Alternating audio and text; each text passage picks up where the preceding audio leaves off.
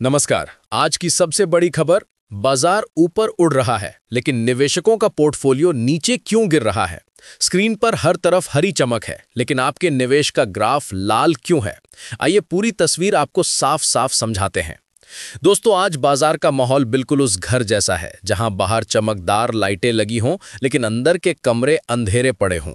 Sensex high के करीब, Nifty record के आसपास, देखने में सब कुछ शानदार, लेकिन रिटेल इन्वेस्टर्स के पोर्टफोलियो उनमें गिरावट का अंधेरा कम होने का नाम ही नहीं ले रहा।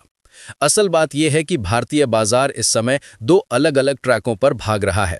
एक तरफ चुनिंदा दिग्गज कंपनियां जिन्हें विदेशी निवेशक दिल खोलकर खरीद रहे हैं, और दूसरी तरफ मिड कैप व स्मॉल कैप कंपनियां जहां गिरावट का दबाव ऐसे चिपका हुआ है जैसे बरसात में कीचड़ जूते से उतरता ही नहीं।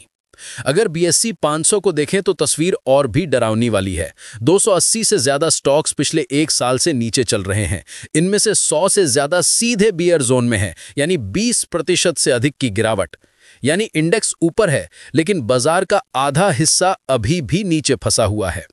सबसे बड़ी दिक्कत रिटेल इन्वेस्टर्स के साथ यही होती है कि उनकी अधिकतर होल्डिंग मिड और स्मॉल कैप में होती है, और जब इन सेगमेंट्स में वॉल्यूम कम हो, फंड्स की दिलचस्पी कम हो और वैल्यूएशन भारी हो जाएं, तो गिरावट आते देर नहीं लगती। सेंसेक्स की तेजी इसलिए चमकदार दिखती है क्योंकि बड़ी कंपनियां विदेशी निवेशकों की पसंद बनी हुई हैं। वही कंपनियां इंडेक्स को खींच रही हैं, लेकिन मिड और स्मॉल कैप सेक्टर, वहां डिमांड कमजोर है। कई कंपनियों के रिजल्ट धीमे हैं और बिजनेस क्लैरिटी भी साफ नहीं है। एक सवाल उठता है कि क्या ये बुल मार्केट थक चुका है। एक्सपर्ट्स कहते हैं ये तेजी खत्म होने का संकेत नहीं है, लेकिन ये जरूर है कि अब तेजी का दायरा छोटा हो रहा है। मतलब आगे रैली आएगी लेकिन सिर्फ चुनिंदा स्टॉक्स में, पूरे बाजार में नहीं। ब्रॉड बेस्ड तेजी वापस तभी लौटेगी जब कंपनियों की कमाई सुधरेगी या ब्याज दरें कम होकर रिस्की सेगमेंट में फिर से पैसा आएगा। अब सबसे बड़ा सवाल, रिटेल निवेशक क्या करें। सबसे पहले, आक्रामक होने की गलती मत करें। गिरा हुआ स्टॉक हमेशा मौका नहीं होता।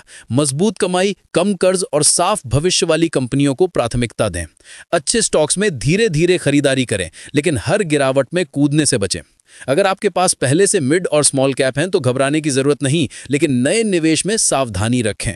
पोर्टफोलियो का बैलेंस मजबूत कंपनियों की ओर झुकाना इस समय ज्यादा समझदारी है। तो दोस्तों, बाजार की चमक पर मत जाएं। असली कहानी इंडेक्स नहीं, आपके पोर्टफोलियो की सेहत बताती है। सही रणनीति, सही बैलेंस और सही समय आपको आगे बढ़ाएगा। यही थी आज की बड़ी रिपोर्ट। धन्यवाद।